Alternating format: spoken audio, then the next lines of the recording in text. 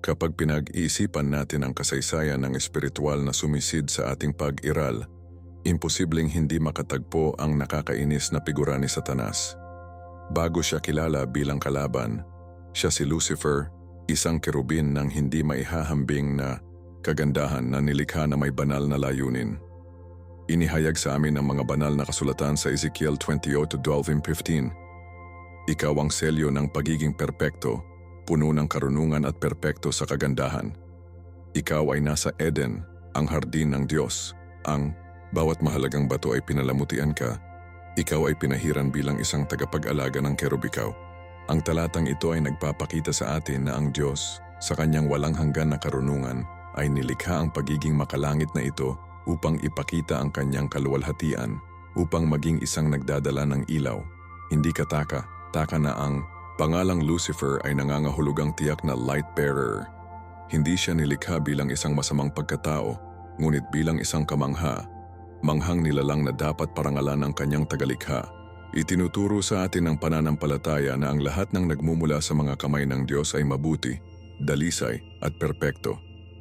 Gayon din si Lucifer, pinalamutian ng mga mahalagang bato na pinagkalooban ng pambihirang katalinuhan at kagandahan.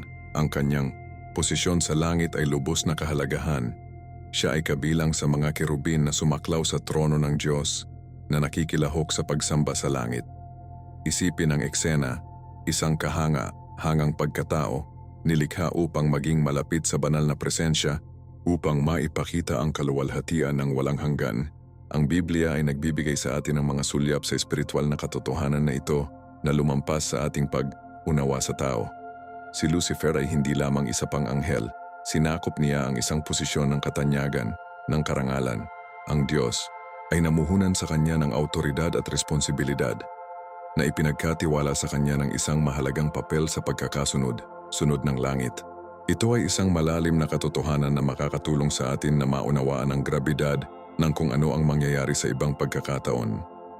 Gayunpaman, tulad ng ipinahayag sa atin ng salita ng Diyos, may isang trahedya na naganap sa gitna ng pagiging makalangit na ito.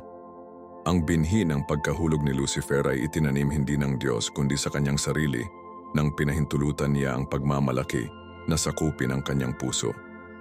Sa Isaiah 13:13-14, nahanap namin ang paghahayag ng napakahalagang sandali na ito.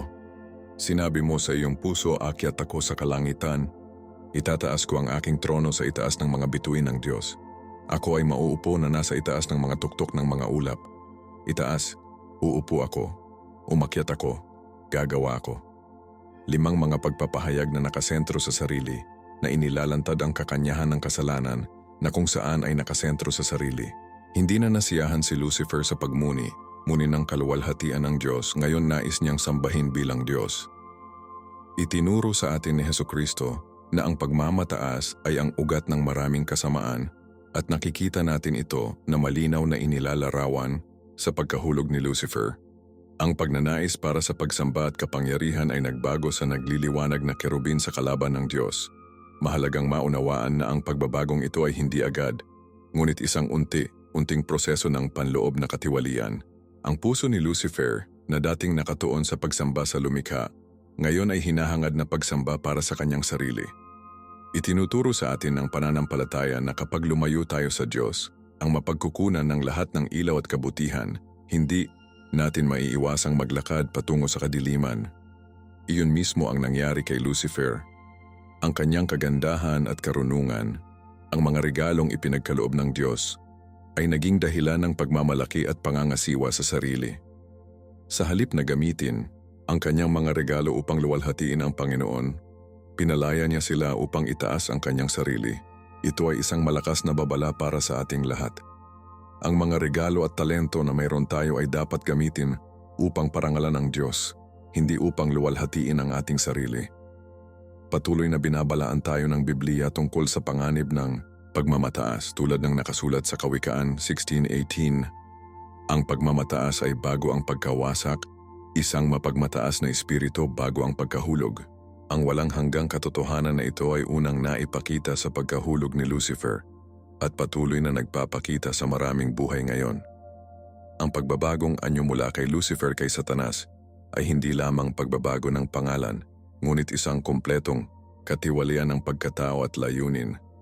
Ano ang tunay na nakakasakit ng puso tungkol sa kwentong ito ay hindi na ito magtatapos sa ganitong paraan. Binigyan ng Diyos si Lucifer ng malayang kalooban tulad ng ibinigay niya sa lahat ng kanyang mga nilalang. Ang regalong pagpipilian na ito ay kung ano ang gumagawa ng tunay na pag-ibig at sumasamba na makabuluhan. Ngunit sa kalayaan na ito ay may pananagutan. Pinili ni Lucifer na maghimagsik laban sa mismong lumikha sa kanya, ang nagbigay sa kanya ng kanyang kagandahan, karunungan at posisyon. Ito ay isang paalala na kahit gaano pa ang pribilehyo sa aming posisyon o kung gaano kasagana ang ating mga pagpapala, lagi tayong mahina sa tukso ng pagmamataas. Tulad ng itinuro ni Jesus sa Biblia, sapagkat ang lahat na nagtataas ng kanyang sarili ay mapagpakumbaba at siya na nagpapakumbaba sa kanyang sarili ay itataas. Lucas 14:11. Ang kwento ng pagkahulog ni Lucifer ay hindi lamang sinaunang kasaysayan, ito ay isang walang tiyak na babala tungkol sa mapanirang kapangyarihan ng pagmamataas at ang kahalagahan ng pagpapanatili ng isang mapagpakumbabang puso sa harap ng Diyos, anuman ang ating mga regalo o posisyon. Ang Biblia ay nagbibigay sa amin ng isang sulyap sa isa sa mga pinaka-cataclysmic na mga kaganapan sa espiritual na kasaysayan, isang paghihimagsik na umiling sa mismong mga pundasyon ng langit. Matapos mag-ugat ang pagmamalaki sa puso ni Lucifer, hindi siya kontento upang mapanatili ang kanyang mapaghimagsik na mga saloobin sa kanyang sarili. Sa halip siya ang naging unang ebanghelista ng kasamaan na hikayatin ng isang makabuluhang bahagi ng host ng anghel na sumali sa kanyang pag-aalsa laban sa Diyos. Sinasabi sa amin ng Apokalipsis Kader na ang kanyang buntot ay lumubog ng isang pangatlo sa mga bituin sa labas ng kalangitan at inilagay ito sa lupa. Ang mga eskolar ng Biblia ay binibigyang kahulugan ang mga bituin na ito bilang mga anghel na nalinlang sa mapanghikayat na mga argumento ni Satanas. Maaari mo bang isipin ang kadakilaan ng panilinlang na ito? Ang mga ito ay hindi mga ignoranteng nilalang. Sila ay mga anghel na nanirahan sa presensya ng Diyos, na nasaksihan mismo ang kanyang kalwalhatian. Gayunpaman, pinili nilang sundin ang paghihimagsik ni Lucifer. Ito ay isang malungkot na paalala kung paano maaaring maging mapanghikayat ang kasamaan at kung paano kahit na ang mga may mahusay na kaalaman sa espiritual ay maaaring mapahamak kung pinapayagan nila ang pagmamalaki at hindi siya na mag-ugat sa kanilang mga puso. Ano ba talaga ang ipinangako ni Lucifer sa mga anghel na ito? Habang ang Biblia ay hindi nagbibigay sa amin ng tahasang mga detalye, maaari tayong mas mababa sa kanyang sariling mga hangarin na malamang na ipinangako niya sa kanila ang higit na kalayaan, mas mataas na posisyon at marahil kahit na tulad ng katayuan, maaaring ipininta niya ang Diyos bilang isang paghihigpit na pinuno, isa na pinipigilan ng mga ito mula sa kanilang buong potensyal. Hindi ba pamilyar ba iyon? Ito ay ang parehong kasinungalingan na sinabi niya kay Eva sa Hardin ng Eden. Ikaw ay magiging tulad ng Diyos. Genesis 3:5. Ang mga taktika ni Satanas ay hindi nagbago sa buong kasaysayan. Tinutukso pa rin niya kami ng mga pangako ng autonomiya at pag-akyat sa sarili. Binalaan tayo ni Hesukristo tungkol sa mga panlilinlang na ito na nagtuturo sa atin na manatiling mapagpakumbaba at tapat sa katotohanan ng Diyos. Ang paghihimagsik sa langit ay hindi lamang isang makasaysayang kaganapan. Ito ay isang pattern na inuulit ang sarili tuwing magpasya ang mga nilalang na alam nila na mas mahusay kaysa sa kanilang tagalikha tuwing pipiliin natin ang ating paraan sa paraan ng Diyos. Ang salungatan na naganap ay hindi lamang simbolikong o talinghaga. Ito ay isang tunay na espiritual na labanan ng mga proporsyon ng kosmiko. Ang Apokalipsis 12:7-8 ay malinaw na inilarawan ito. Pagkatapos ay sumabog ang digmaan sa langit. Si Michael at ang kanyang mga anghel ay nakipaglaban sa dragon, at ang dragon at ang kanyang mga anghel ay nakipaglaban.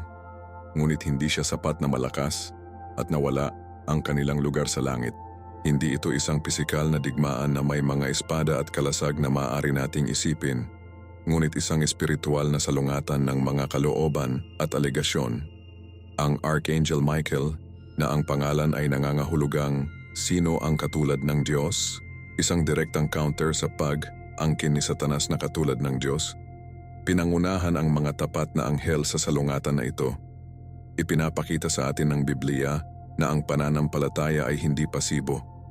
Kung minsan ay hinihiling nito sa atin na aktibong labanan ang kasamaan upang tumayo ng matatag sa ating pangako sa Diyos kahit na ang iba ay nahuhulog.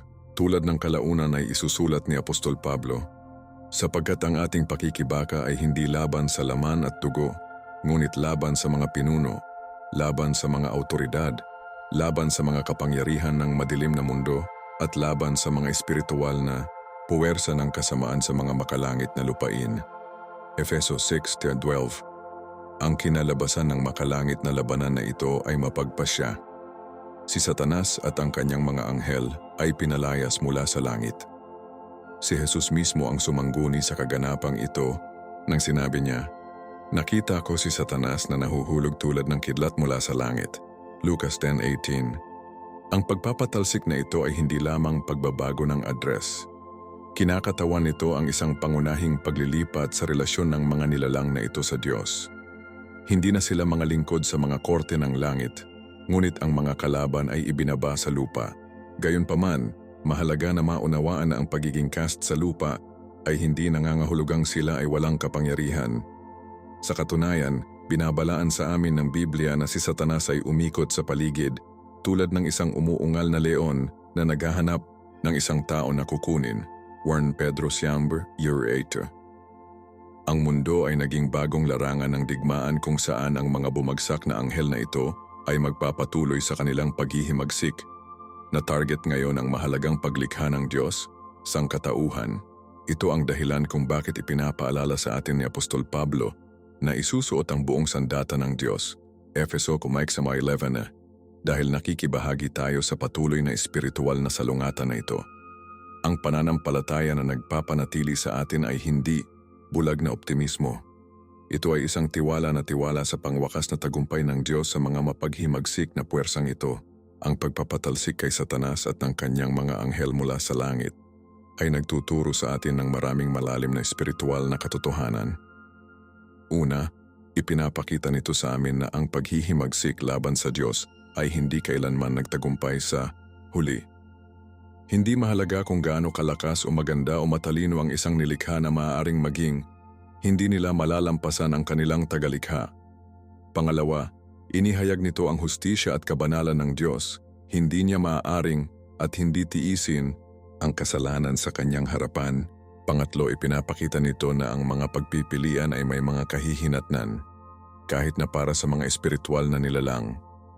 Ang mga anghel na pinili na sundin si Satanas ay nagpalitan ng kaluwalhatian ng langit para sa kadiliman ng paghihimagsik. At sa wakas, ipinapaalala nito sa amin na kami ay bahagi ng isang mas malaking kwento. Isang kosmiko na salungatan sa pagitan ng mabuti at masama, sa pagitan ng kaharian ng Diyos at paghihimagsik ni Satanas. Bilang mga naniniwala, tinawag tayo upang ihanay ang ating sarili sa kaharian ng Diyos, upang pigilan ang mga scheme ng dyablo at tumayo ng matatag sa ating pananampalataya. Tiniyak tayo ni Jesus sa Juan 16:33, "Sa mundong ito magkakaroon ka ng problema. Ngunit magpuso, na pagtagumpayan ko ang mundo." Ang paghihimagsik sa langit ay maaaring ang simula ng tunggalian ng kosmiko na ito, ngunit sa pamamagitan ng sakripisyo ni Kristo sa krus, na-secure na ng Diyos ang pangwakas na tagumpay. Ang ating pananampalataya ay walang kabuluhan. Ito ay nakaangkla sa matagumpay na Diyos na natalo na ang kaaway. Kapag sinisiyasat natin ang espiritual na kaharian tulad ng inilarawan sa Biblia, nakatagpo kami ng iba't ibang mga kategorya ng mga masasamang nilalang na madalas na nalilito sa isa't isa. Kabilang sa mga ito ay mga nahulog na anghel at demonyo na, habang ang parehong tutol sa kaharian ng Diyos, ay tila naiiba sa kanilang kalikasan at operasyon. Ang mga nahulog na anghel, tulad ng napag-usapan natin, ay dating mga makalangit na nilalang na lumahok sa paghihimagsik ni Satanas at dahil dito ay pinalayas mula sa langit. Pinapanatili nila ang kanilang kalikasan ng anghel kahit na nasira at patuloy na nagpapatakbo sa loob ng isang hierarkikal na istruktura sa ilalim ng pamumuno ni Satanas. Ang Apostol Pablo ay tumutukoy sa hierarchy na ito sa Efeso 6:14 ng Binanggit niya ang mga pinuno, mga autoridad, at mga kapangyarihan ng madilim na mundo na ito. Ang mga nahulog na anghel na ito ay hindi nawala ang kanilang katalinuhan, kapangyarihan o samahan. Nare-direct lamang nila ang mga katangiang ito laban sa mga layunin ng Diyos. Mahalagang maunawaan na ang mga nilalang na ito, kahit na makapangyarihan, ay nilikha pa rin ng mga nilalang na may mga limitasyon. Ang Diyos lamang ang makapangyarihan, sa lahat, walang saysay at makapangyarihan. Tulad ng paalalahanan tayo ni Jesus sa Mateo 28:18, lahat ng autoridad sa langit at sa mundo ay ibinigay sa akin. Hindi mahalaga kung gaano kakilakilabot ang mga nahulog na anghel na ito, sa huli ay napapailalim sila sa autoridad ni Kristo. Ang mga demonyo sa kabilang banda ay lumilitaw na isang iba't ibang kategorya ng mga espiritual na nilalang sa kabuuan. Habang ang Biblia ay hindi malinaw na nagsasaad ng kanilang pinagmulan, maraming mga scholar sa Biblia ang naniniwala na maaaring sila ay disembodied na mga espiritu na naghahanap ng mga pisikal na katawan upang tumira. Nakikita natin ang hangaring ito para sa sagisag sa maraming mga account sa Ebanghelyo, tulad ng kwento ng demonyo ng Herasin sa Marcos Paimbo, kung saan hiniling ng mga demonyo si Jesus na huwag palayain sila sa rehiyon, ngunit pahintulutan silang magpasok ng isang kawan ng mga baboy sa halip. Ito ay nagmumungkahi ng isang desperadong pagnanais para sa pisikal na sagisag. Hindi tulad ng mga nahulog na anghel na maaaring gumana ng nakapag-iisa sa espiritual na kaharian. Ang mga demonyo ay tila partikular na nakatuon sa pag-ari at direktang impluensya sa mga tao. Si Jesus ay gumugol ng isang makabuluhang bahagi ng kanyang ministeryo sa lupa na nagpapalabas ng mga demonyo mula sa mga taong may sakit na nagpapakita ng kanyang autoridad sa mga masasamang espiritu na ito. Bilang mga naniniwala, maaari tayong magpapaginhawa sa katotohanan na ang parehong kapangyarihan na ginamit ni Kristo sa mga demonyo ay magagamit sa atin sa pamamagitan ng pananampalataya, tulad ng ipinangako niya sa Lucas 10:19.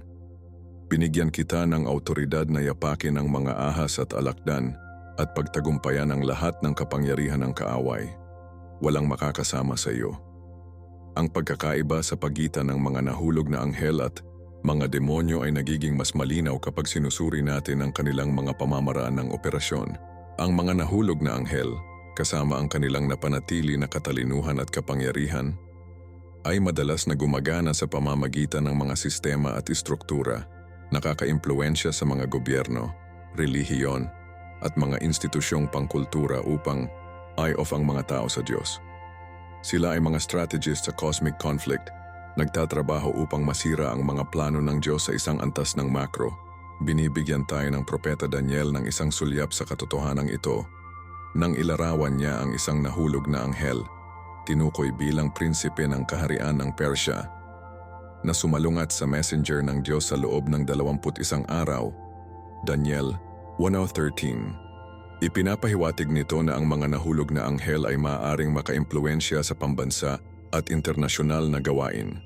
Sa kaibahan, ang mga demonyo ay karaniwang nagpapatakbo sa isang mas individual na antas, na naghahanap ng pagdurusa, pag-api o pagkakaroon ng mga tao. Target nila ang mga kahinaan ng mga individual. Sinasamantala ang mga kahinaan upang maging sanhi ng pinsala sa pisikal, kaisipan o espiritual. Ipinapakita ng Biblia si Jesus na kinakaharap ng parehong uri ng masasamang puwersa sa panahon ng kanyang ministeryo. Mapaghamong mga tiwaling sistema habang pinalalaya din ang mga individual mula sa pang-aapi ng demonyo. Ang ating pananampalataya kay Kristo ay nagbibigay sa atin ng tiwala na ang mga nahulog na anghel o mga demonyo ay hindi maaaring mananaig laban sa mga layunin ng Diyos. Sa kabila ng kanilang pagkakaiba, ang parehong mga nahulog na anghel at mga demonyo ay nagbabahagi ng isang karaniwang layunin upang salungatin ang kaharian ng Diyos at linlangin ang sangkatauhan.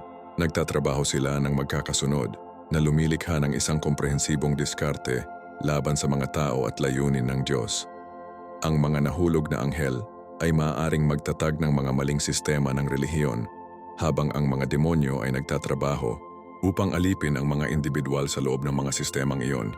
Maaaring maimpluwensyahan nila ang mga uso sa kultura patungo sa kawalang Diyos, habang sabay na inaatake ang mga individual na may tukso, takot o kawalan ng pag-asa. Ang coordinated na pag-atake na ito ay nangangailangan ng mga mananampalataya na maging maingat sa maraming mga harapan. Tulad ng pinayuhan ni Peter, maging alerto at matino ang pag-iisip. Ang iyong kaaway ang demonyo ay umikot sa paligid, tulad ng isang umuungal na leon na naghahanap ng isang tao na ubusin. 1 Pedro, Prat Tefingo, Year 8. Ang mabuting balita ay hindi iniwan tayo ng Diyos na walang pagtatanggol. Sa pamamagitan ng Biblia, panalangin, patnubay ng banal na espiritu, at pamayanan ng pananampalataya, mayroon tayong lahat na kailangan nating panindigan laban sa mga espiritual na puwersang ito. Binigyan tayo ni Hesukristo ng kanyang autoridad, at bilang ipinangako ng Santiago 4:7, isumite ang iyong sarili kung gayon sa Diyos. Tumanggi sa dyablo, at siya ay tatakas mula sa iyo. Ang pag-unawa sa pagkakaiba sa pagitan ng mga nahulog na anghel at mga demonyo ay hindi lamang isang ehersisyo sa akademiko. Ito ay may praktikal na implikasyon para sa ating espiritual na buhay. Tumutulong ito sa amin na kilalanin ang iba't ibang mga paraan na maaaring pag-atake at pag-atake sa amin ng kaaway upang tumugon ng naaangkop. Kapag nahaharap sa sistematikong kasamaan o ideolohiyang panlilinlang, kailangan natin ng pag-unawa at karunungan upang makilala ang mga nahulog na impluensya ng anghel sa trabaho. Kapag nakikipag-usap sa mas direkta, personal na espiritual na pag-atake, kailangan nating gamitin ang autoridad na ibinigay sa atin ni Kristo sa mga puwersang demonyo. Sa parehong mga kaso, ang ating pangunahing sandata ay mananatiling pareho, pananampalataya sa Diyos, kaalaman sa kanyang salita, panalangin, at ang kapangyarihan ng banal na espiritu. Tulad ng itinuro ni Pablo sa Efeso, 10:11, sa wakas maging malakas sa Panginoon at sa kanyang makapangyarihang kapangyarihan. Ilagay ang buong sandata ng Diyos upang maaari mong panindigan laban sa mga scheme ng dyablo. At tinitiyak sa atin ng Biblia na mas malaki ang siya na nasa atin kaysa sa siya na nasa mundo. 1 Juan 4:4. Kung nahaharap tayo sa mga nahulog na anghel o mga demonyo, ang ating pananampalataya sa Diyos ay nagbibigay ng tunay na proteksyon at tagumpay. Ang isa sa mga pinakamalalim na mga katanungan na madalas na nag-iisip ng mga mananampalataya at naghahanap kung bakit ang isang makapangyarihang Diyos ay hindi lamang tinanggal si Satanas at ang kanyang mga nahulog na anghel. Pagkatapos ng lahat, kung ang Diyos ay makapangyarihan at buong mabuti, hindi ba ang pinakaprangka na solusyon ay matanggal ang mga mapagkukunang ito ng kasamaan?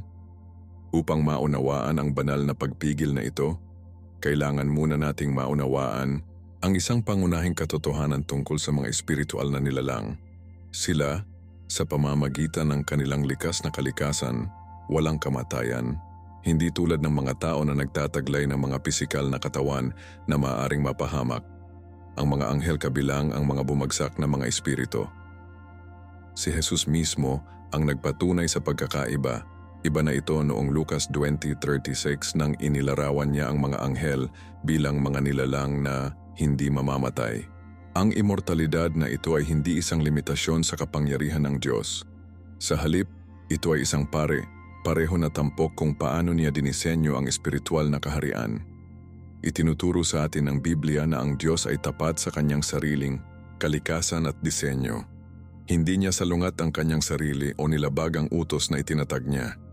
Tulad ng paalala sa atin ng mga numero 23:19, ang Diyos ay hindi tao na siya ay dapat magsinungaling, hindi isang tao na dapat niyang baguhin ang kanyang isip. Ang kawalang kamatayan ng mga espiritual na nilalang ay sumasalamin sa walang hanggang kalikasan ng Diyos at ang kanyang layunin sa paglikha ng mga nilalang na umiiral magpakailanman upang sumamba at maglingkod sa Kanya.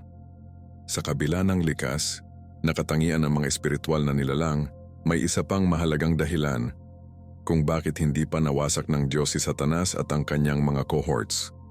Ang pangwakas na paghuhusga ay hindi pa dumating.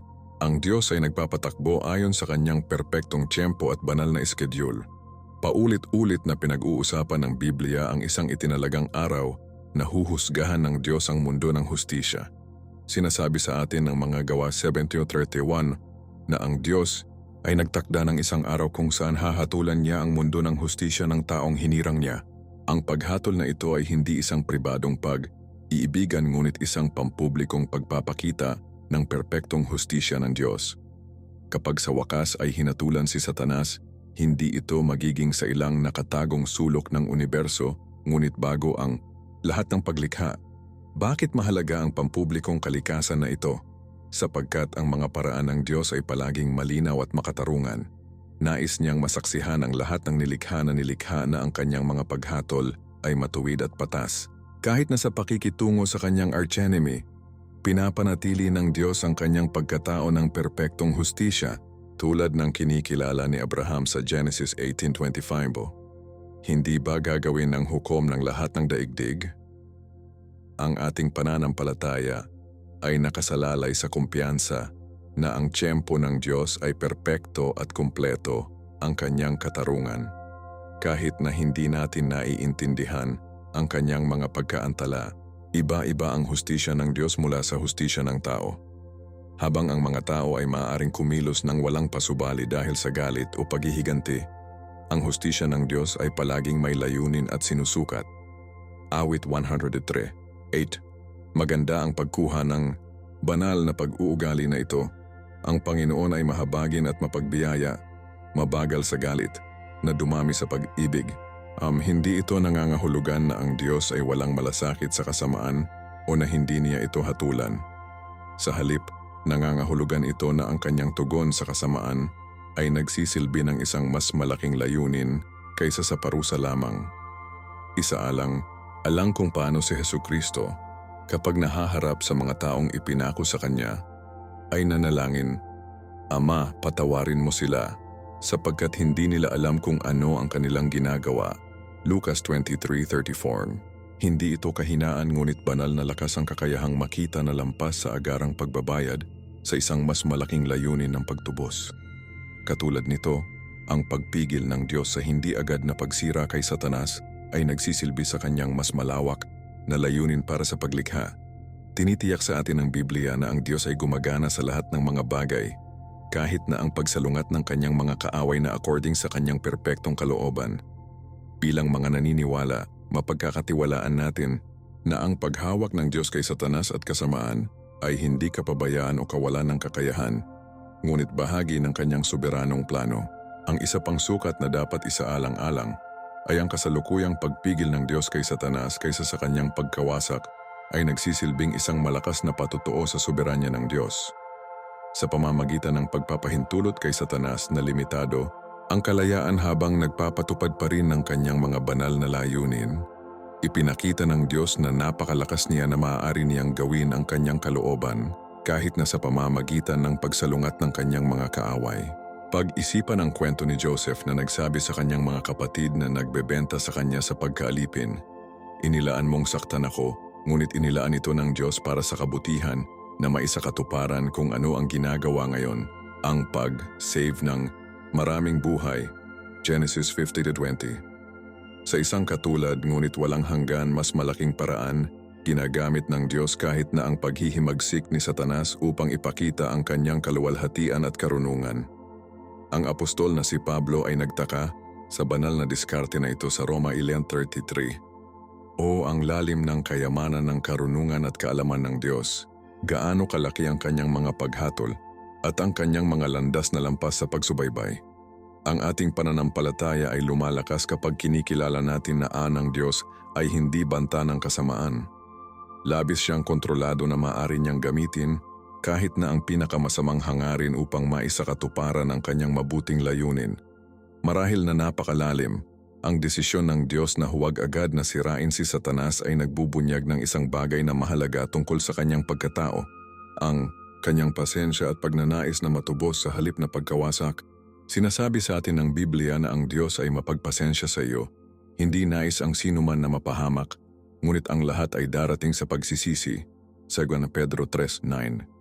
Habang ang talatang ito ay partikular na tumutugon sa pasensya ng Diyos sa mga tao, ipinapakita nito ang kanyang pangkalahatang disposisyon sa kanyang nilikha. Ang Diyos ay hindi nasisiyahan sa pagkawasak ng anumang ginawa niya. Ang kanyang tunay na layunin ay palaging pagtubos kung saan posible, pagpapanumbalik kung saan nasira. Hindi ito nangangahulugan na matubos si Satanas. Ang Biblia ay malinaw tungkol sa kanyang tunay na kapalaran. Ngunit nangangahulugan ito na ang tiyempo ng Diyos sa paghuhusga ay sumasalamin sa kanyang perpektong pagkatao na nagbabalanse ng hustisya, ng may awa, katuwiran na may pakikiramay. Si Hesukristo ay isinama ang perpektong balanse na ito sa panahon ng kanyang ministeryo sa lupa, na nagpapalawak ng awa sa mga makasalanan habang hindi kailanman nakompromiso ang katotohanan. Bilang mga tagasunod ni Kristo, tinawag tayo na magtiwala sa tiyempo at pamamaraan ng Diyos, kahit na naiiba sila sa kung ano ang maaari nating piliin. Ang pananampalataya na nagpapanatili sa atin ay kumpiyansa hindi lamang sa kapangyarihan ng Diyos kundi sa kanyang perpektong karunungan at pagmamahal.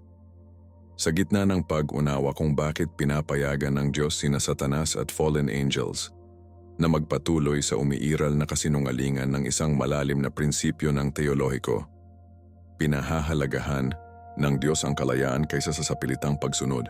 Kapag nilikha ng Diyos ang mga anghel at tao, hindi siya nagdidisenyo ng mga robot na program upang sambahin siya ng mekanikal.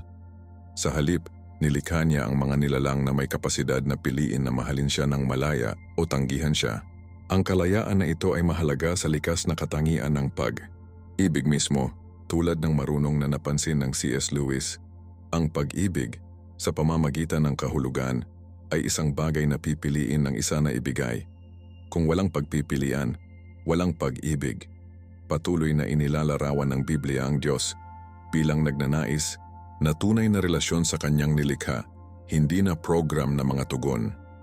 Inilarawan ni Jesus ang banal na hangaring ito sa talinghaga ng Prodius na anak, Lucas 15:11-32, kung saan pinapayagan ng ama na umalis ang kanyang anak, iginagalang ang kanyang pinili kahit na masira ang puso ng ama. Katulad nito, iginagalang ng Diyos ang kalayaan na ibinigay niya sa lahat ng kanyang mga nilalang, kahit na ginagamit nila ang kalayaan na iyon upang maghimagsik laban sa kanya. Ang ating pananampalataya sa kabutihan ng Diyos ay may kasamang pagtitiwala na ang kanyang regalo ng malayang kalooban, sa kabila ng mga panganib nito, ay sumasalamin sa kanyang perpektong karunungan at pagmamahal. Si Satanas mismo ay nakatayo bilang pangwakas na halimbawa ng isang nilikha na may malayang kalooban na pinili na mag-abuso sa regalong ito. Bago ang kanyang pagkahulog, si Lucifer ay hindi nilikha ng kasamaan. Siya ay perpekto sa kanyang mga paraan hanggang sa ang kasamaan ay natagpuan sa kanya. Ezekiel 28:15. Nilikha siya ng Diyos na may kapasidad na gumawa ng mga pagpipilian sa moral, tulad ng nilikha niya ang lahat ng mga anghel at tao. Ang kalayaan na ito ay hindi isang kapintasan ng disenyo ngunit isang sinasadyang tampok, kinakailangan para sa tunay na pagsamba at pag-ibig na umiiral. Nang walang posibilidad na pumili laban sa Diyos, ang pagpili para sa Diyos ay walang kahulugan. Binigyang diin ni Hesukristo ang kahalagahan ng pagpili na sundin ng Diyos dahil sa pag-ibig kaysa sa pagpilit kapag sinabi niya, "Kung mahal mo ako, panatilihin ang aking mga utos." Juan 4:15. Pansinin ang kondisyong kung love at pagsunod ay mga pagpipilian na ginagawa natin. Hindi programming, hindi natin mapigilan. Kung gayon, ang pagkakaroon ni Satanas ay hindi katibayan ng kahinaan ng Diyos, kundi ang kanyang pangako sa paglikha ng mga nilalang na may kakayahang tunay na relasyon sa kanya. Kinikilala ng aming pananampalataya na ang panganib ng paghihimagsik ay nagkakahalaga ng posibilidad ng tunay na pag-ibig. Ang prinsipyong ito ng libre ay umaabot din sa sangkatauhan. Kung paanong binigyan ng Diyos ang mga anghel ng kalayaan na pumili ng kanilang katapatan, binigyan niya ang bawat tao ng dignidad ng pagpili ng moral. Ang pinakaunang mga tao, sina Adan at Eva, ay ipinakita sa isang pagpipilian sa hardin ng Eden upang sumunod sa Diyos o sumuway. Sa kasamaang palad, pinili nila ang pagsuway tulad ng nauna sa kanila ni Satanas. Ngunit hindi tinanggal ng Diyos ang kanilang kalayaan bilang tugon. Sa buong banal na kasulatan, nakikita natin ang Diyos na nag-aanyaya, naghihikayat at tumatawag sa mga tao na piliin siya, ngunit hindi kailanman pinipilit ang mga ito. Tulad ng hinamon ni Joshua ang mga Israelita, "Pumili para sa inyong sarili, sa araw na ito na iyong ihahatid, Joshua 24:15. Si Jesus ay katulad na pinalawak na mga paanyaya sa halip na mga utos. Halika sa akin, lahat kayo na pagod at pasanin. Mateo 11:28. Ang banal na paggalang sa pagpili ng tao ay sumasalamin sa mataas na pananaw ng Diyos sa mga nilalang na ginawa sa kanyang imahe. Kinikilala ng ating pananampalataya na pinahahalagahan ng Diyos ang ating malayang binigyan ng pag-ibig kaysa sa pinahahalagahan niya ang pagkontrol sa ating pag-uugali. Ang koneksyon sa pagitan ng malayang kalooban at pag-ibig ay nagpapaliwanag tungkol sa kung bakit pinapayagan ng Diyos ang kasamaan na magpatuloy sa isang panahon.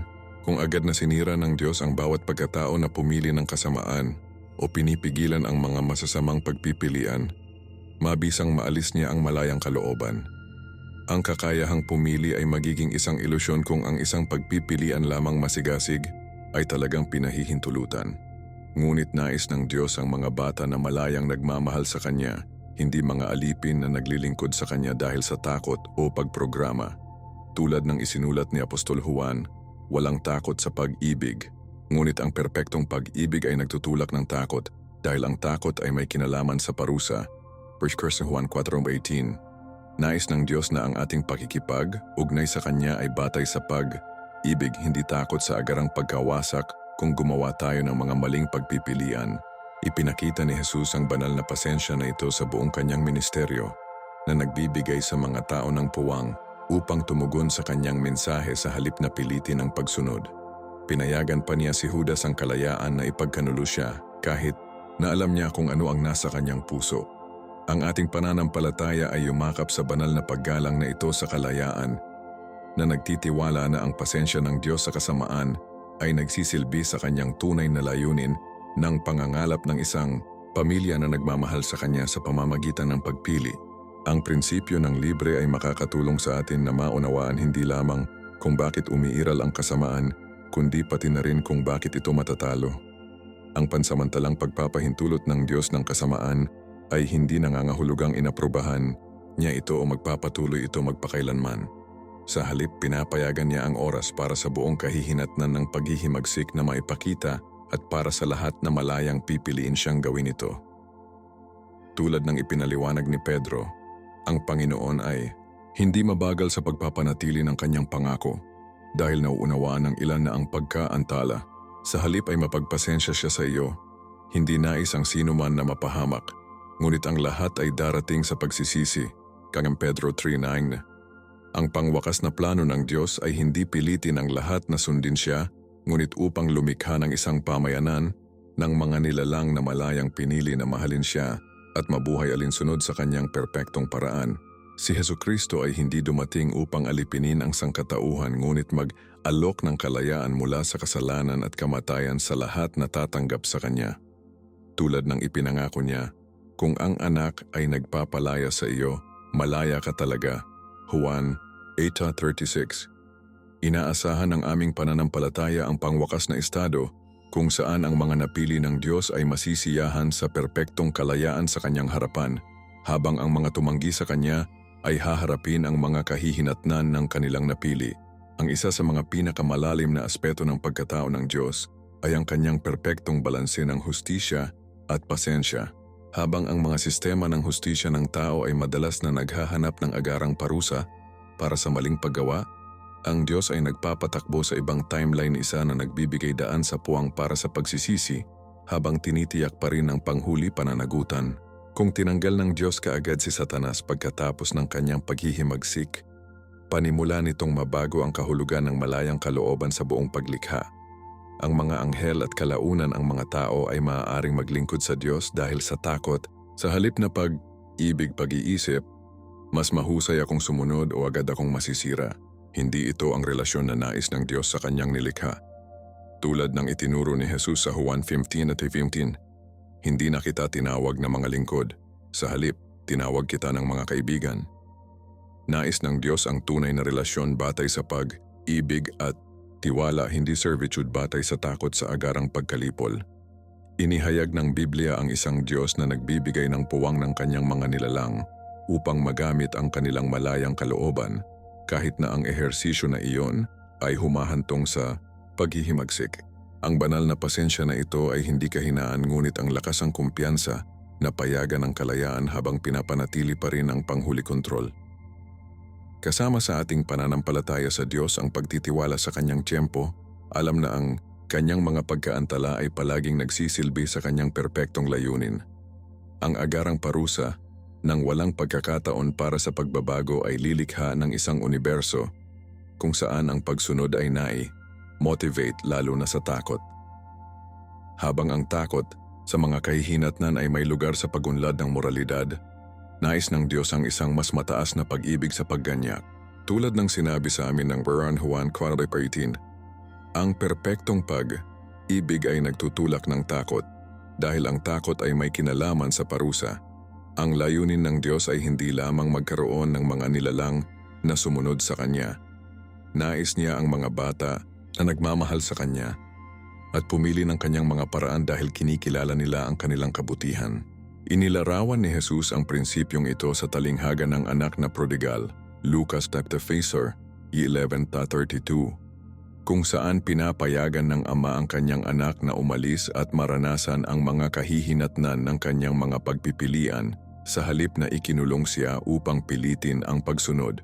Katulad nito, pinapayagan ng Diyos si Satanas, mga nahulog na anghel, at mga tao na maranasan ang buong implikasyon ng paghihimagsik hindi dahil sa kapabayaan, ngunit bilang bahagi ng kanyang perpektong plano upang ipakita ang kahusayan ng kanyang mga paraan. Kinikilala ng ating pananampalataya na ang pasensya ng Diyos sa kasamaan ay hindi kawalang interes ngunit bahagi ng kanyang pagtubos na diskarte para sa paglikha. Ang diskarte ng Diyos sa kasamaan ay nagbabago sa halip na parusahan lamang. Sa buong banal na kasulatan nakikita natin na ang pangwakas na layunin ng Diyos ay hindi lamang parusahan ng maling paggawa, ngunit upang mabago ang mga puso at ibalik ang relasyon kung saan posible. Ito ang dahilan kung bakit nagbibigay siya ng oras sa pagitan ng kasalanan at pangwakas na oras ng paghuhukom na maaaring magamit para sa pagsisisi at pagbabago. Tulad ng ipinaliwanag ni Pedro, ang Panginoon ay hindi mabagal sa pagpapanatili ng kanyang pangako dahil nauunawaan ng ilan na ang pagkaantala. Sa halip ay mapagpasensya siya sa iyo, hindi nais ang sinuman na mapahamak, ngunit ang lahat ay darating sa pagsisisi. 2 Pedro 3:9. Habang ang Biblia ay nagpapahiwatig na si Satanas at ang kanyang mga anghel ay hindi magsisi, ang prinsipyong ito ay nalalapat pa rin sa pakikitungo ng Diyos sa sangkatauhan.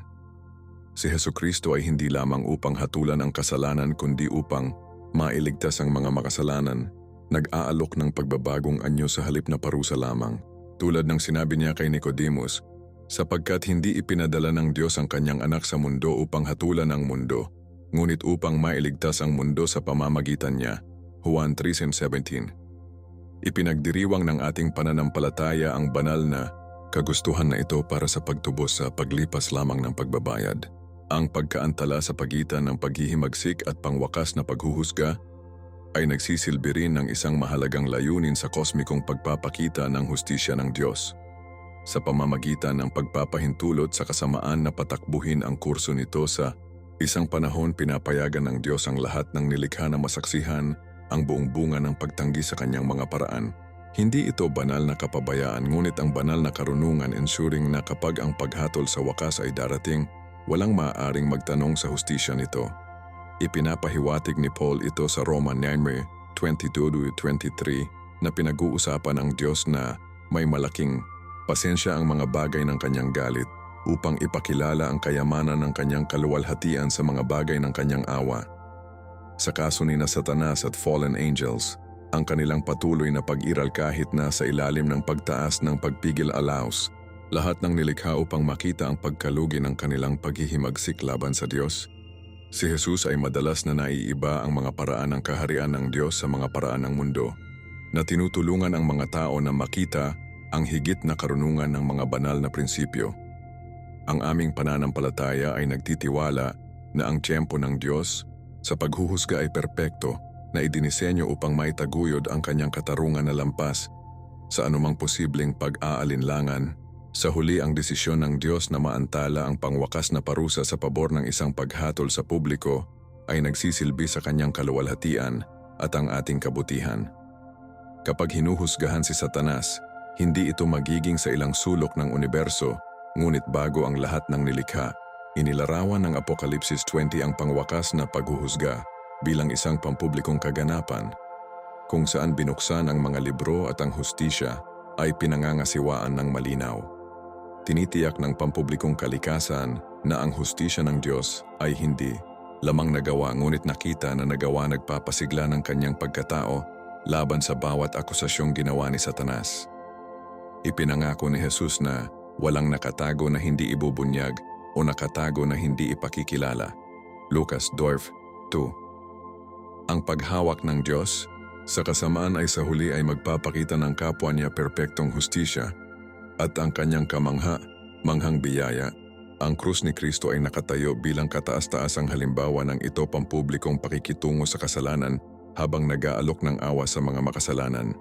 Ang ating pananampalataya ay nakasalalay sa kumpiyansa na ang Diyos ay magdadala ng kasaysayan sa perpektong konklusyon na hinuhusgahan ang kasamaan habang na-save ang lahat na nagtitiwala sa Kanya sa pamamagitan ni Hesukristo.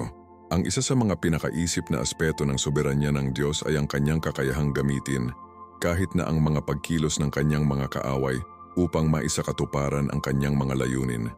Habang si Satanas ay nagnanais lamang ng kasamaan, ang Diyos sa Kanyang walang hanggan na karunungan ay maaaring isama kahit na ang mga scheme ng Diablo sa kanyang mas malaking plano. Hindi ito nangangahulugan na inaprubahan ng Diyos ang kasamaan o na siya ay nagiging sanhi ng kasalanan ni Satanas. Sa halip, nangangahulugan ito na ang Diyos ay napakahusay na walang anuman kahit na ang paghihimagsik ng kanyang mga nilalang ay, sa huli ay pigilan ang kanyang mga layunin. Tulad ng sinabi ni Joseph sa kanyang mga kapatid na nagbebenta sa kanya sa pagkaalipin, "Inilaan mong saktan ako, ngunit inilaan ng Diyos para sa kabutihan na maisakatuparan kung ano ang ginagawa ngayon, ang pag-save ng maraming buhay." Genesis 50:20. Sa isang walang hanggan na mas malaking sukat, ginagamit ng Diyos kahit na ang paghihimagsik ni Satanas upang ipakita ang kanyang kaluwalhatian, karunungan at kapangyarihan. Tiniyak sa atin ng Biblia na sa lahat ng mga bagay ay gumagana ang Diyos para sa ikabubuti ng mga nagmamahal sa Kanya. Roma 8:28. Hindi lamang sa ilang mga bagay, ngunit sa lahat ng mga bagay, kasama na ang pagsalungat ng mga espiritual na kaaway. Ang ating pananampalataya sa soberanya ng Diyos ay nagbibigay sa atin ng tiwala na kahit na ang pinakamasamang kasamaan ay hindi maaaring mananaig laban sa kanyang mga layunin. Sa buong banal na kasulatan, nakikita natin ang maraming mga halimbawa kung paano ginamit ng Diyos ang mga aksyon ni Satanas upang makamit ang higit na kabutihan. Marahil ang pinakakapansin-pansin na halimbawa ay ang tukso ni Jesus sa ilang, Mateo 4:1-11. Inilaan ni Satanas na i-derail ang misyon ni Jesus bago pa man ito nagsimula. Tinutukso siya na kumuha ng mga shortcut sa kaluwalhatian ng walang na krus. Gayunman, ang tukso na ito ay nagsilbi upang ipakita ang perpektong pagsunod at pangako ni Jesus sa plano ng Ama. Sinasabi pa sa atin ng Biblia na si Jesus ay pinangunahan ng Espiritu sa ilang namatukso ng Diablo. Mateo 4:1, suggesting na ang paghaharap na ito ay bahagi ng plano ng Diyos, hindi isang pagkagambala dito. Sa pamamagitan ng karanasan na ito, hindi lamang napatunayan ni Jesus ang kanyang pagiging karapat, dapat bilang ating walang kasalanan na tagapagligtas, ngunit din na modelo para sa atin kung paano pigilan ang tukso sa pamamagitan ng pag-asa sa salita ng Diyos. Ang inilaan ni Satanas para sa kasamaan, ginamit ng Diyos para sa mabuting paghahanda kay Jesus para sa ministeryo at pagbibigay sa amin ng isang malakas na halimbawa ng espiritual na tagumpay. Kinikilala ng ating pananampalataya na kahit na nahaharap tayo sa espiritual na pag-atake, maaring gamitin ng Diyos ang mga karanasan na ito upang palakasin tayo at ipakita ang kanyang kapangyarihan sa ating buhay. Ang isa pang malalim na halimbawa ng Diyos na gumagamit ng mga aksyon ni Satanas para sa mas malaking layunin ay matatagpuan sa kwento ng trabaho. Hinamon ni Satanas ang pagtatasa ng Diyos sa pagkatao ni Job na inaangkin na ang trabaho ay nagsilbi lamang sa Diyos dahil sa mga banal na pagpapala. Pinayagan ng Diyos si Satanas na magdulot ng trabaho dahil hindi sigurado ang Diyos tungkol sa pananampalataya ni Job. Ngunit upang ipakita ang pagiging tunay nito kay Satanas at lahat ng mga espiritual na nilalang, na nagmamasid sa kosmikong drama na ito. Sa pamamagitan ng pagdurusa at panghuling pagpapanumbalik ni Job, ipinahayag ng Diyos ang katotohanan ng hindi nag-iinteres na pananampalataya para sa Diyos na nagpapatuloy kahit na ang lahat ng mga pagpapala ay tinanggal. Ang deklarasyon ni Job, kahit na pinapatay niya ako, gayon pa man ay umaasa ako sa Kanya. Job 3:15 ay nakatayo bilang isa sa pinakamalakas na patutuo ng tunay na pananampalataya sa banal na kasulatan. Ang inilaan ni Satanas bilang isang paraan upang siraan ang Diyos ay naging isang palabas para sa tunay na debosyon. Katulad din ni Jesus na ang mga pagsubok, habang masakit, ay maaaring magbunyag at magpalakas ng tunay na pananampalataya.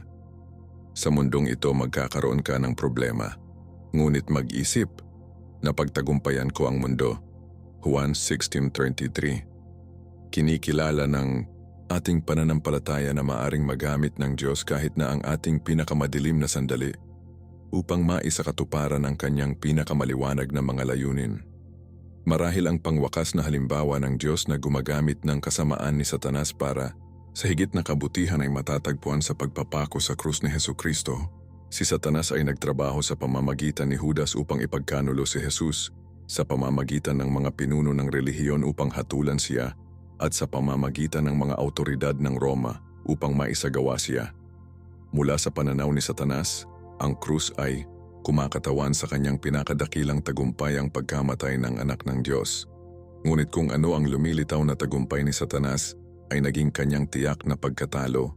Sa pamamagitan ng krus, binayaran ni Jesus ang parusa sa kasalanan, sinira ang kapangyarihan ng kamatayan, at sinigurado ang kaligtasan para sa lahat na naniniwala sa Kanya. Tulad ng ipinahayag ni Pablo na tinanggihan ang mga kapangyarihan at awtoridad, gumawa siya ng isang pampublikong paningin sa kanila na nagtagumpay sa kanila ng krus. Colosas 2:15. Ang inilaan ni Satanas habang ang pagkawasak ni Kristo ay naging paraan ng pagtubos ng sangkatauhan. Si Jesus mismo ang nakalagay sa banal na diskarte na ito nang sinabi niya, "Ngayon na ang oras para sa paghatol sa mundong ito. Ngayon ang prinsipe ng mundong ito ay mawawala, at ako, kapag ako ay nakataas mula sa mundo, ay iguguhit ang lahat ng tao sa aking sarili." 1 John 31:32. Ipinagdiriwang ng ating pananampalataya ang kataas-taasang kabalintunaan na ito na ang pinakamasamang kilos sa kasaysayan ng tao ay naging sa pamamagitan ng muling pagtubos ng Diyos ang paraan ng ating kaligtasan. Ang katotohanan ng Biblia na maaaring magamit ng Diyos kahit na ang mga aksyon ni Satanas para sa mas malaking layunin ay nag-aalok ng malalim na kaginhawaan at pag-asa para sa mga mananampalataya. Nangangahulugan ito na walang pag-atake laban sa atin ang nasa labas ng soberanong kontrol ng Diyos o lampas sa Kanyang kakayahang matubos para sa kabutihan. Naranasan muna ito ni Pablo nang manalangin siya ng kaluwagan mula sa kanyang tinik sa laman na inilarawan niya bilang isang messenger ni Satanas. Adus mga taga-Korinto 1:7. Sa halip na alisin ang pagdurusa na ito, sinabi ng Diyos kay Paul, "Ang aking biyaya ay sapat para sa iyo, sapagkat ang aking kapangyarihan ay ginawang perpekto sa kahinaan." Kusandan mga taga-Korinto 1:9. Sa pamamagitan ng karanasan na ito, nalaman ni Pablo na maaaring gamitin ng Diyos kahit na ang pagsalungat ni Satanas upang ipakita ang banal na lakas at maiwasan ang espiritual na pagmamataas. Katulad nito, itinuro ni Jesus si Pedro na hiniling ni Satanas na isift ang lahat bilang trigo, ngunit idinagdag, "Nanalangin ako para sa iyo, Simon, na ang iyong pananampalataya ay maaaring hindi mabigo, at kapag tumalikod ka, palakasin ang iyong mga kapatid." Lucas 22:31-32. Kahit na ang kabiguan ni Peter ay sa wakas ay magsisilbi upang gawin siyang isang mas mahabagin at epektibong pinuno, ang ating pananampalataya ay nakakaaliw sa pag-alam na ang pag-atake ni Satanas laban sa atin ay hindi kailanman ang pangwakas na Diyos ay palaging may mas malaking layunin na sa huli ay maipahayag. Ang isa sa mga nakasisiglang katotohanan sa banal na kasulatan ay nasa kabila ng maliwanag na kalayaan ni Satanas na kumilos, nagpapatakbo siya sa loob ng mga hangganan na itinatag ng Diyos. Tulad ng isang aso sa isang tali, maaari lamang pumunta si Satanas hanggang sa pinahihintulutan ng Diyos. Nakikita namin ang prinsipyong ito na malinaw na inilalarawan sa aklat ng Job, kung saan dapat hilingin ni Satanas ang pahintulot ng Diyos bago hawakan ang mga pag-aari at kalusugan ni Job. Nagtatakda ang Diyos ng mga tiyak na mga parameter. Lahat ng mayroon siya ay nasa iyong kapangyarihan, ngunit sa tao mismo ay hindi naglalagay ng isang daliri. Job 1:12. At kalaunan, siya ay nasa iyong mga kamay, ngunit dapat mong malaya ang kanyang buhay. Job 2:6. Ang mga banal na limitasyong ito ay nagpapakita na si Satanas ay hindi pantay na kabaligtaran sa Diyos, tulad ng iminumungkahi ng ilang dualistic na relihiyon, ngunit ang isang nilikha ay napapailalim sa autoridad ng kanyang tagalikha. Kinumpirma ni Hesukristo ang katotohanan ito nang ibigay niya ang kanyang mga alagad, na autoridad na yapakan ang mga ahas at talakdan at pagtagumpayan ang lahat ng kapangyarihan ng kaaway. Lucas 10:19. Ang ating pananampalataya ay hindi nakasalalay sa kawalan ng espiritual na pagsalungat, ngunit sa kumpiyansa na ang nasabing pagsalungat ay laging nananatili sa ilalim ng soberanong kontrol ng Diyos. Sa buong Biblia, nakikita natin ang katibayan na ang kasamaan ay walang autonomikong kapangyarihan. Maaari lamang itong gumana sa loob ng mga hangganan na pinapayagan ng Diyos. Nang makatagpo ni Jesus ang mga individual na naganap sa demonyo sa kanyang ministeryo, sa lupa, kinilala agad ng mga demonyo ang kanyang autoridad. Sa Marcos 4:7, isang demonyo ang sumisigaw, "Ano ang gusto mo sa akin, si Jesus, anak ng pinakamataas na Diyos? Sa pangalan ng Diyos ay hindi ako pinahihirapan." Ang reaksyon na ito ay nagpapakita na kahit na ang pinakamadilim na espiritual na puwersa ay kinikilala ang kataas-taasang autoridad ni Jesus. Katulad nito, sinasabi sa amin ng James 2:19 na kahit na ang mga demonyo ay naniniwala na mayroong isang Diyos at nanginginig, ang kanilang takot ay nagmula sa kanilang kamalayan sa ganap na soberanya ng Diyos sa kanila. Paulit-ulit na ipinakita ni Jesus ang autoridad na ito, na nagpapalabas ng mga demonyo ng isang salita at ibalik ang mga nasa ilalim ng kanilang kapangyarihan. Bilang mga naniniwala, maaari tayong maginhawa sa pag-alam na ang parehong autoridad na ginamit ni Kristo sa mga masasamang espiritu ay magagamit sa atin sa pamamagitan ng pananampalataya sa Kanya. Tulad ng ipinangako niya, binigyan kita ng autoridad upang malampasan ang lahat ng kapangyarihan ng kaaway. Walang makakasama sa iyo. Lucas 10:19. Kinikilala ng aming pananampalataya na habang ang espiritual na pakikidigma ay totoo, ang kinalabasan ay hindi kailanman nagdududa Diyos, ay nananatiling kumpletong kontrol. Ang soberanya ng Diyos kay Satanas ay umaabot lamang sa paglilimita sa kanyang mga aksyon. Kasama dito ang paggamit ng mga napaka-aksyon na iyon upang maisakatuparan ang mga hangarin na banal. Kung ano ang balak ni Satanas para sa kasamaan, maaaring mag-redirect ang Diyos para sa kabutihan. Nakikita natin ang prinsipyong ito sa buong banal na kasulatan, marahil pansing sa kwento ni Joseph. Ang paninibugho ng kanyang mga kapatid, ang maling akusasyon na nagpadala sa kanya sa bilangguan, ang mga taon ng nakalimutan na pagdurusa ang lahat ng mga kasamaan na ito ay naging mga bato sa pangwakas na posisyon ng impluensya ni Joseph na nagpapahintulot sa kanya na makatipid ng maraming buhay sa isang matinding tagutom. Tulad ng sinabi ni Joseph sa kanyang mga kapatid, "Inilaan mong saktan ako, ngunit inilaan ito ng Diyos para sa kabutihan." Genesis 50:20. Sa isang walang hanggan na mas malaking sukat, ginagamit ng Diyos kahit na ang paghihimagsik ni Satanas upang ipakita ang kanyang kaluwalhatian, karunungan at kapangyarihan ng pagtubos. Itinuro ni Jesus ang alituntuning ito nang sinabi niya ang tungkol sa kanyang pagtataksil. Ang anak ng tao ay pupunta tulad ng nakasulat tungkol sa kanya, Mateo 26:24. Idikado na kahit na ang pagtataksil ni Judas na inspirasyon ni Satanas, Juan 13:27, ay matutupad ang redemptive plan ng Diyos. Ang ating pananampalataya ay nagbibigay aliw sa pag-alam na walang masama kung mula sa tao o espiritual na mga mapagkukunan sa huli ay huminto sa mga layunin ng Diyos para sa ating buhay o para sa paglikha. Tinitiyak sa atin ng Biblia na ang soberanya ng Diyos ay hindi lamang higit sa ilang mga kaganapan, kundi sa lahat ng kasaysayan kabilang ang pinakamadilim na mga kabanata nito. Itinala ng propetang si Isaias ang Diyos na nagpapahayag, "Ako, ang Diyos at walang iba. Ako ang Diyos at walang katulad sa akin. Ipinakilala ko ang wakas mula sa simula, mula sa mga sinaunang panahon, kung ano pa ang darating. Sinasabi ko, ang aking layunin ay tatayo, at gagawin ko ang lahat na gusto."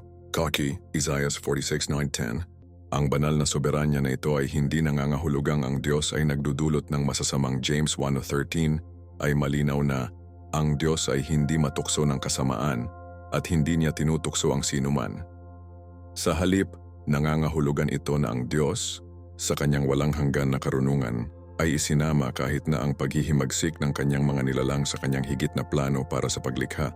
Ipinakita ni Jesus ang banal na pananaw na ito nang sinabi niya kay Pilato, "Wala kang kapangyarihan sa akin kung hindi ito ibinigay sa iyo mula sa itaas."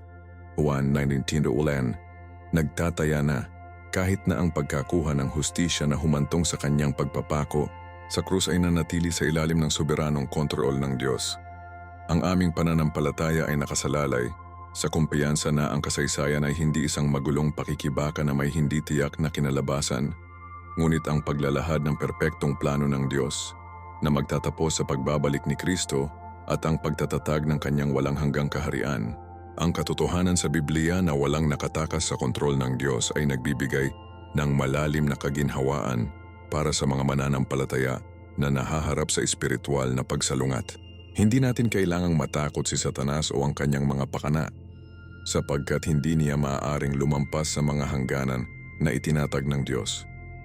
Tulad ng pagtiyak sa atin ni Juan, ang isa na nasa iyo ay mas malaki kaysa sa isa na nasa mundo. Juan 4:4. Hindi ito nangangahulugan na dapat tayong maging walang imik tungkol sa espiritual na digma. Paul ay nagbabala sa atin na isusuot ang buong sandata ng Diyos upang maaari mong panindigan laban sa mga scheme ng diablo. Efeso 6:11.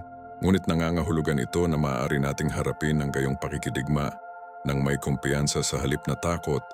Alam na ang ating kalaban ay isang natalo na kaaway. Malinaw na ito ni Jesus nang ipinahayag niya sa ilang sandali bago ang kanyang pagpapako sa krus. Ngayon ang prinsipe ng mundong ito ay mawawala. Juan 12:31. Mula sa pananaw ng Diyos, ang pagkatalo ni Satanas ay tiyak na maaari itong pag-usapan na nagawa na. Bilang mga naniniwala, nabubuhay tayo sa pag-igting sa pagitan ng katiyakang tagumpay na ito at ang pangwakas na pagpapatupad nito sa pagbabalik ni Kristo.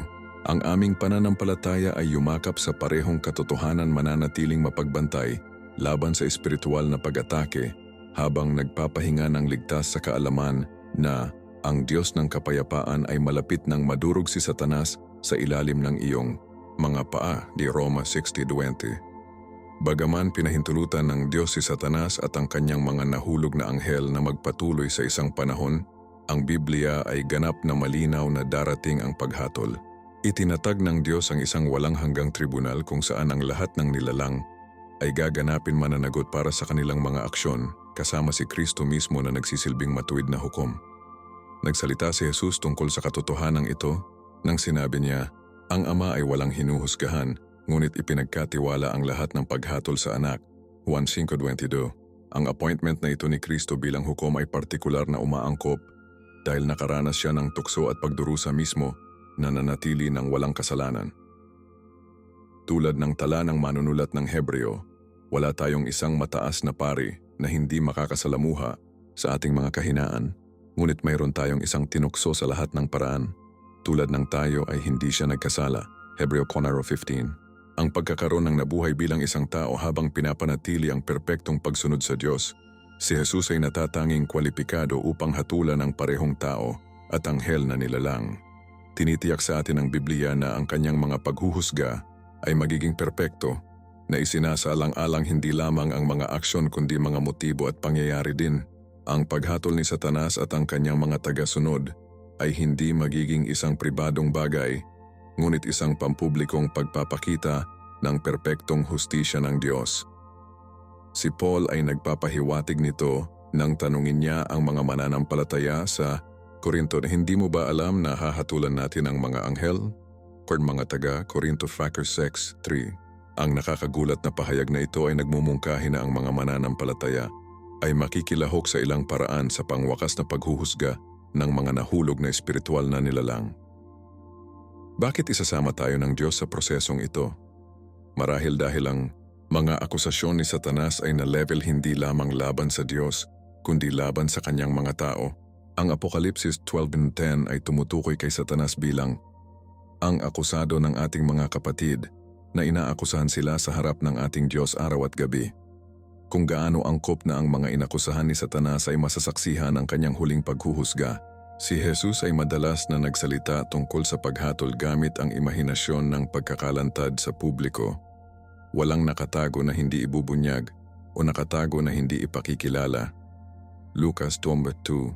Ang pampublikong katangian ng huling paghuhukom na ito ay nagsisiguro na ang hustisya ng Diyos ay hindi lamang gagawin, ngunit nakikita na gawin ng lahat ng nilikha. Inaasahan ng aming pananampalataya sa araw na ito hindi sa takot ngunit may kumpiyansa. Alam na ang mga paghatol ng Diyos ay totoo at makatarungan. Pahayag 16:7. Ang Biblia ay nagbibigay ng matingkad na paglalarawan ng panghuling paghuhukom na naghihintay kay Satanas at ng kanyang mga tagasunod. Ang pahayag 20:10 ay nagpapahayag, at ang dyablo na niloko sila ay itinapon sa lawa ng nasusunog na asupre kung saan itinapon ang hayop at maling propeta. Si Jesus mismo ay nagsalita tungkol sa walang hanggang apoy na inihanda para sa dyablo at ang kanyang mga anghel. Mateo 25:41. Ang mga talatang ito ay nagpapahiwatig na ang paghatol ni Satanas habang naantala ay magiging tiyak at malubha. Ang ilan ay maaaring tanungin ang hustisya ng walang hanggang parusa, ngunit dapat nating tandaan na ang mga nilalang na umiiral sa direktang presensya ng Diyos, nasaksihan ang kanyang kaluwalhatian, at pinili pa rin ang paghihimagsik na may antas ng responsibilidad na hindi natin maiintindihan. Tulad ng itinuro ni Jesus, mula sa lahat na nabigyan ng marami, marami ang hihilingin. Lucas 12:48. Si Satanas at ang kanyang mga anghel ay binigyan ng posisyon ng pambihirang pribilehiyo at responsibilidad na ginagawang mas seryoso ang kanilang paghihimagsik. Ang ating pananampalataya ay nagtitiwala na ang paghatol ng Diyos habang malubha ay magiging perpektong proporsyon sa pagkakasala, hindi masyadong malupit o masyadong masungit. Ang darating na paghuhusga ay hindi lamang tungkol sa parusa. Ito ay tungkol sa pagpapatunay ng karakter ng Diyos laban sa lahat ng mga akusasyon na ginawa ni Satanas. Mula nang magsimula ang kanyang paghihimagsik, kinuwestiyon ni Satanas ang hustisya, kabutihan at pag-ibig ng Diyos. Iminungkahi niya kay Eva na ang Diyos ay nagpigil sa mabuti sa kanya, Genesis 3:5. At hinamon ang pagtatasa ng Diyos sa karakter ni Job, Job 1:9-11. Sa buong kasaysayan ng tao, ipinagpatuloy niya ang kampanyang ito ng paninirang, puri laban sa kalikasan at motibo ng Diyos. Ang pangwakas na paghatol ay tatanggihan sa publiko ang bawat isa sa mga paratang na ito na nagpapakita na ang Diyos ay naging makatarungan at matuwid sa lahat ng kanyang mga paraan. Si Jesus ay madalas na ipinagtanggol ang pagkatao ng Diyos laban sa mga maling impormasyon na nagpapaliwanag na ang Ama mismo ay nagmamahal sa iyo, Juan 16:27. At ang Diyos ay tulad ng isang pastol na nag-iiwan ng 99 na tupa upang maghanap para sa isang nawala, Lucas 3:7. Ang krus mismo ay nakatayo bilang panghuli refutation ng mga akusasyon ni Satanas, na sumasalamin sa isang Diyos na mapagmahal na isasakripisyo niya ang kanyang sarili para sa kanyang mga nilalang. Inaasahan ng ating pananampalataya ang araw na ang perpektong pagkatao ng Diyos ay mabibigat sa harap ng lahat ng nilikha. Habang hinihintay namin ang pangwakas na paghuhusga na ito, ang mga mananampalataya ay hindi tinawag sa pagiging madali, ngunit sa aktibong pakikilahok sa gawaing kaharian ng Diyos. Itinuro sa atin ni Jesus na manalangin, ang iyong kaharian ay darating, ang iyong kalooban sa mundo tulad ng nasa langit. Mateo 6:10. Nagpapahiwatig na mayroon tayong papel sa pagsulong ng paghahari ng Diyos kahit ngayon, kahit na hindi pa natanggap ni Satanas ang kanyang pangwakas na parusa. Ang kanyang kapangyarihan ay tiyak na nasira sa pagkamatay at pagkabuhay na muli ni Kristo. tulad ng ipinahayag ni Jesus sa ilang sandali bago ang kanyang pagpapako. Ngayon na ang oras para sa paghatol sa mundong ito. Ngayon ang prinsipe ng mundong ito ay mawawala. Juan 12:31.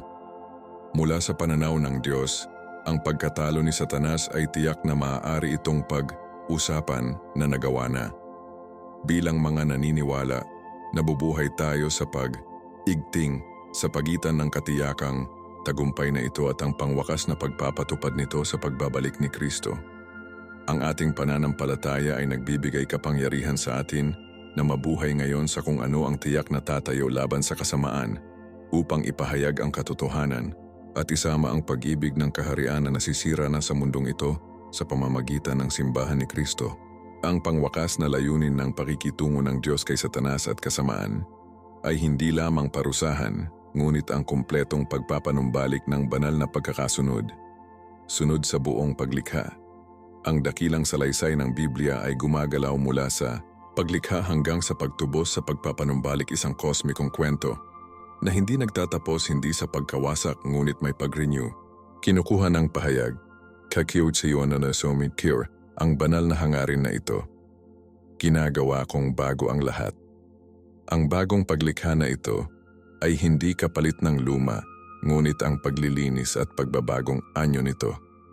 Tulad ng ipinaliwanag ni Pablo sa Roma, 19:21, ang paglikha ay naghihintay sa sabik na pag-asa para sa mga anak ng Diyos na maipahayag, sa pag-asa na ang paglikha mismo ay mapapalaya mula sa pagkaalipin nito upang mabulok at dalhin sa kalayaan at kaluwalhatian ng mga anak ng Diyos. Ang plano ng Diyos ay hindi kailanman upang iwanan ang kanyang nilikha, ngunit upang linisin ito mula sa lahat ng kasamaan at ibalik ito sa orihinal na layunin nito. Itinuro ni Jesus ang kanyang mga alagad na manalangin, ang iyong kaharian ay darating, ang iyong kalooban ay gagawin sa mundo tulad ng nasa langit. Mateo 5:10, idikado na ang pangwakas na layunin ng Diyos ay upang dalhin ang pagiging perpekto ng makalangit sa mundong ito.